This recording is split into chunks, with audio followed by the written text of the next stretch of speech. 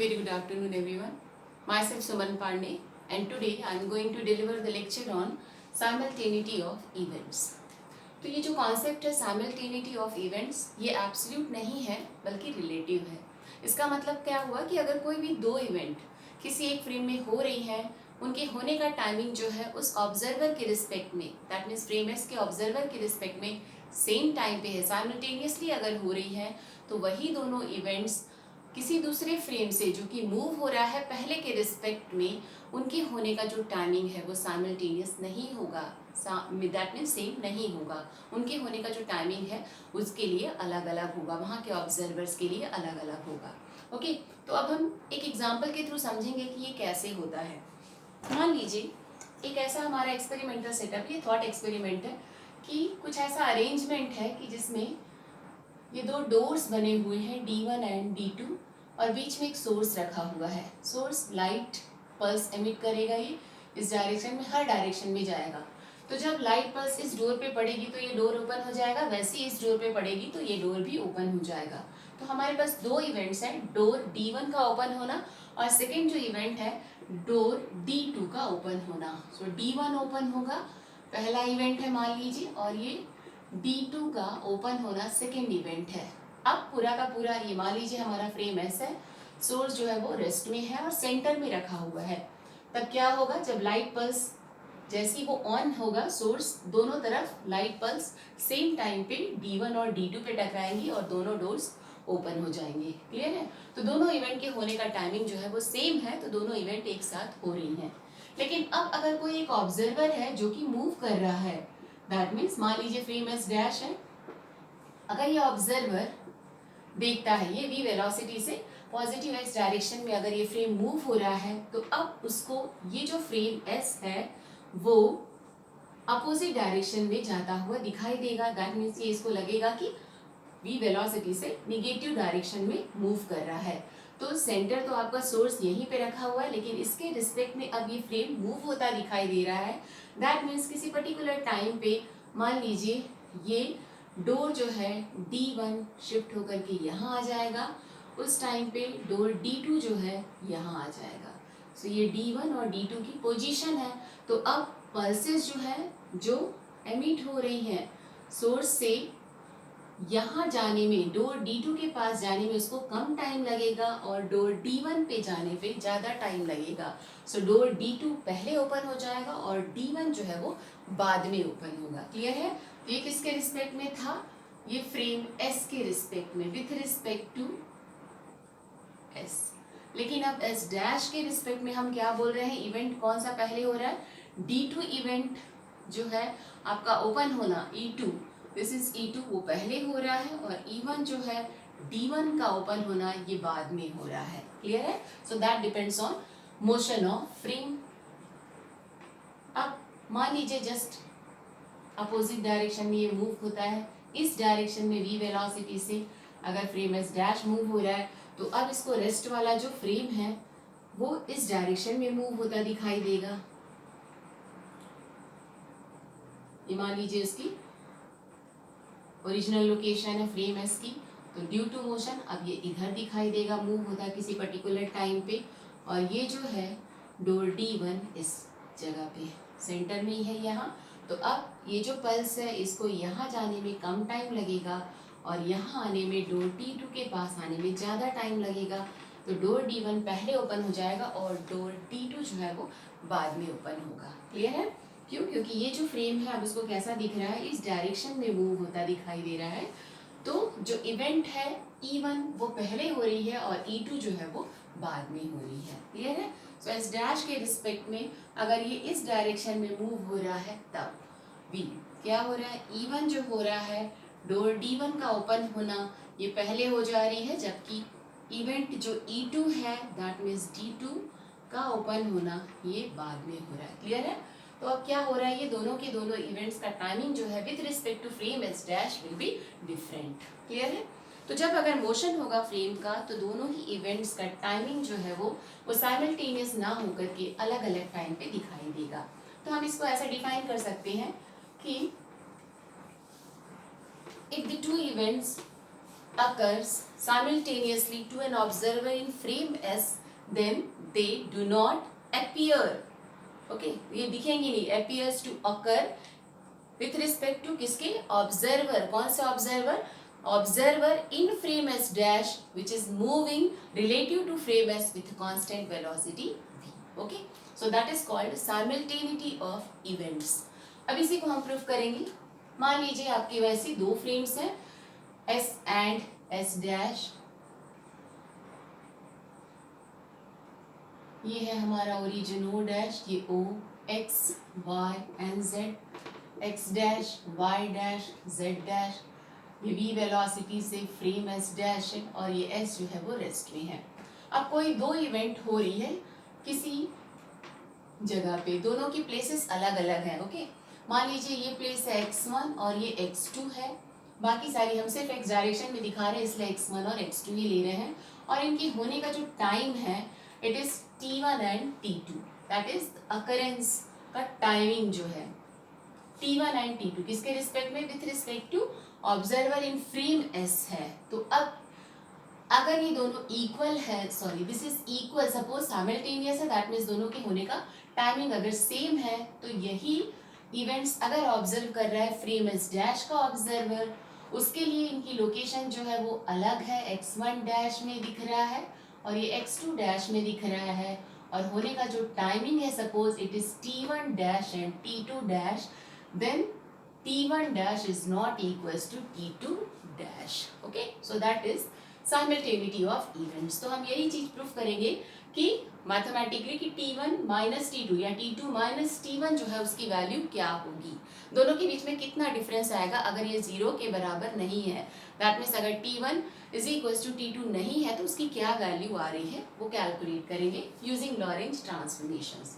Clear है? So from, अब हम लिख लेते हैं कि क्या है ये t1 t2 क्या चीज है ये. इफ द टाइमिंग जो है अकरेंस का, जो भी इवेंट हो रही है उसके अकर होने का जो टाइमिंग है with respect to frame S t1 and t2 है, and with respect to frame S dash it is t1 dash and t2 dash, then क्या आ जाएगा from Lorentz transformation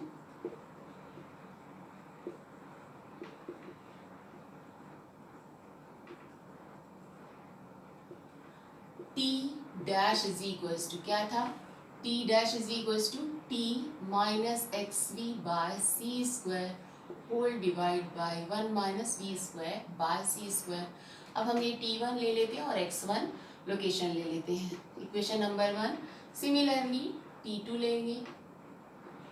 similarly t2 dash is equals to t2 minus x2 v by c square whole divide by under root 1 minus we square by C square. Equation number 2. Okay, हमें क्या निकाला, दोनों के बीच में कितना डिफरेंस है, क्योंकि timing जो है वो दोनों के लिए अगर होने का टाइम जो है वो सेम नहीं होगा. So from equation number 2 minus equation number 1, इससे क्या आ जाएगा t2 dash minus t1 dash, t2 minus t1 minus common आ जाएगा v by C square. So x2 minus x1 whole divide by under root 1 minus we square by C square. अब यहाँ पे हम क्या बोल रहे हैं, जो इवेंट है वो एक साथ हो रही, that means t1 is equals to t2. तो हम इसकी वैल्यू अगर t1 t2 के बराबर अगर रखते हैं तो ये टर्म आपकी जीरो आ जाएगी. If t1 is equals to t2 then t2 dash minus t1 dash is equals to minus v by c square x2 minus x1 by square root 1 minus v square by c square. Clear है? अब x2 और x1 यहाँ पे आपका with respect to frame S है. अब हम इसी को कन्वर्ट करेंगे with respect to frame S dash, मतलब हम प्राइम वाली टर्म में लेकर आएंगे इसको. तो हमें क्या पता है, फिर से लॉरेंज ट्रांसफॉर्मेशन लगाएंगे. We know that x is equals to x minus V T by under root 1 minus we square by C square. x1 ले लेते हैं, x is equals to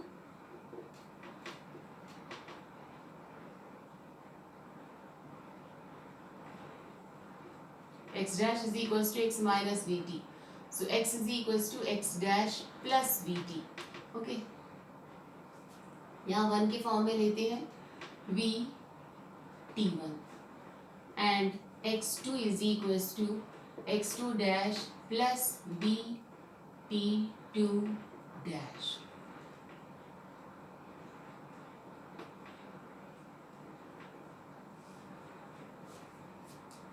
clear है?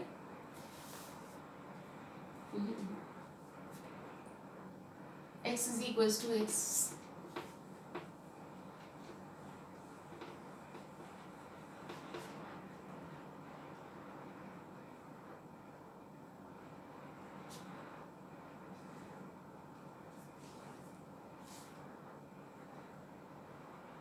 या हम इसको सिंपल इस फॉर्म में ले लें, x1 डैश ले लें और इसको x1, तब आ जाएगा सिंपली x2 डैशेस। हम किसी भी फॉर्म में ले सकते हैं, आएगा सेम।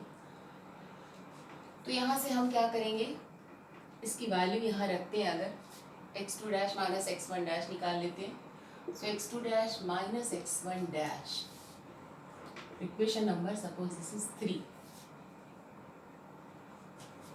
ये आप 3 ले लेंगे और this is equation number 4। Okay, तो क्या आ जाएगा, is equals to x2 minus x1 minus v t2 minus t1 then whole divide by 1 minus v square by c square. हम कुछ भी ले सकते हैं, यहाँ x1 भी ले सकते हैं या डैश, दोनों सेम आएगा, कोई चेंज नहीं होगा। देन x2 डैश, अब देखिए t1 is equals to t2 है, क्योंकि so since t1 is equals to t2, दोनों इवेंट्स एक साथ हो रही फ्रेम एस में, तो यहाँ ये टर्म 0 आ जाएगा, तो बचेगा हमारा x2 dash minus x1 dash is x2 minus x1 whole divide by square root 1 minus v square by c square. Therefore x2 minus x1 is 1 minus v square by c square and x2 dash minus x1 dash. Okay, तो अब हम ये value यहाँ रखते हैं अगर, तो हमें क्या देखना है, विथ रिस्पेक्ट टू टाइमिंग जो है वो क्या हो जाएगी। तो t2 dash minus t1 dash minus v by c square, अब इसकी वैल्यू रखेंगे x2 माइनस x1, ये है x2 dash minus x1 dash into under root 1 minus v square by c square, और नीचे भी आपका ये है, तो ये टर्म पूरा कट जाएगा।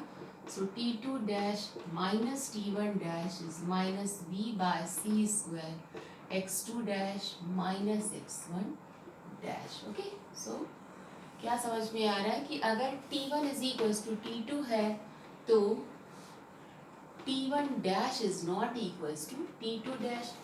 कब होगा यही इक्वल, जब ये दोनों सेम होगा। इसका मतलब है जो दोनों इवेंट हो रही है वो एक ही प्लेस पे होती हैं। अगर x1 और x2 डैश, अगर x1 x2 दोनों बराबर होता है तो x1 डैश और x2 डैश भी बराबर हो जाती है। अगर तब क्या होगा, दोनों इवेंट्स अगर एक ही प्लेस पे एक ही टाइम पे हो रही है तब t1 dash and t2 dash दोनों इक्वल होंगे।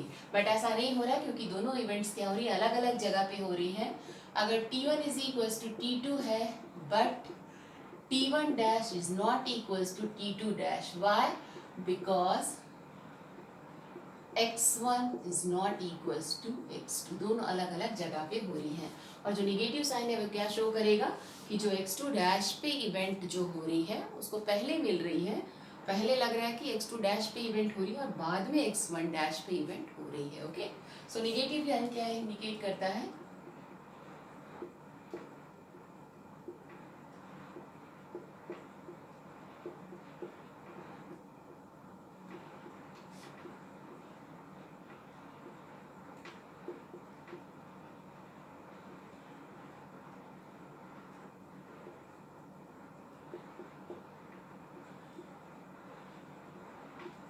Then x1। ओके, इसके रिस्पेक्ट में देखेंगे तो हम x1 डैश अगर लेते हैं x2 डैश, तो x2 डैश में पहले दिखेगी और x1 डैश में बाद में वही इवेंट दिखाई देगी। ओके, तो दोनों इवेंट्स जो कि एक ही साथ हो रही थी फ्रेम एस में, वही इवेंट्स अलग अलग टाइमिंग पे दिखाई देगी फ्रेम एस डैश में, जो कि मूव हो रहा है कांस्टेंट वेलोसिटी v से with respect to frame S in positive x direction.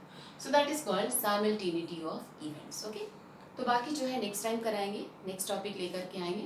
तब तक के लिए